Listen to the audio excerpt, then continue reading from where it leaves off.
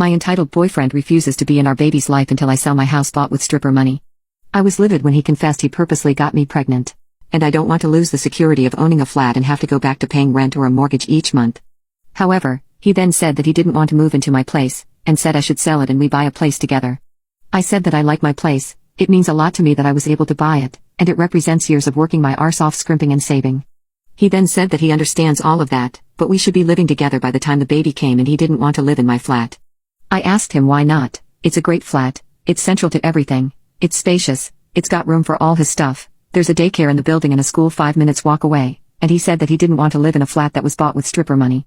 That really pissed me off, and I told him no effing way am I selling my flat and that he never had an issue with my stripper money paying for this flat before now.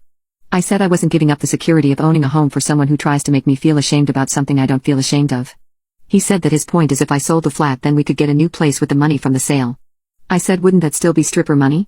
And he said that's different, and I asked how. He then said that I'm irrational and I need to think of this realistically rather than emotionally. He says he wouldn't feel right raising a child in my flat knowing how I purchased it and selling is the best idea for all of us. He also mentioned the fact that he isn't on the deed because it's my place and it would never feel like our place. I said I'd be willing to sell and split the house with him, provided he paid 50%, and he got very angry.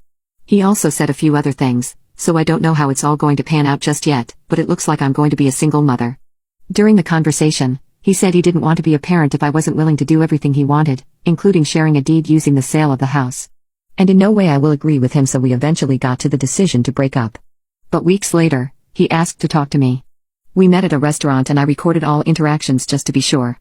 During the conversation, he initially said that if we weren't together as a couple, then he wouldn't want to be in this baby's life, and when I said we could work out split custody he said that's bullshit. Later in the conversation, he said, I thought a baby would fix things.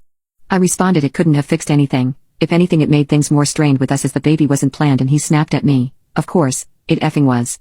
How do you think you got pregnant? Effing magic? I directly asked him, are you saying you messed up the condoms? And he said, yeah. He then said, look, have it, don't have it, I don't give a poop before he left. I later texted him, saying just tell me why. He then called me, so I started recording on my MP3.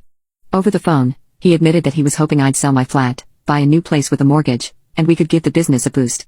It's confirmed that he got me pregnant for his effed up business, so I hung up on him.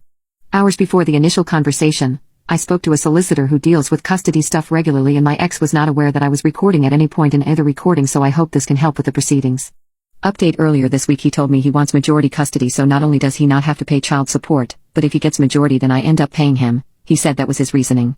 There's going to be a legal case, but I've gotten legal advice, and it looks like I'll be able to get sole custody, which is what I intend to go for.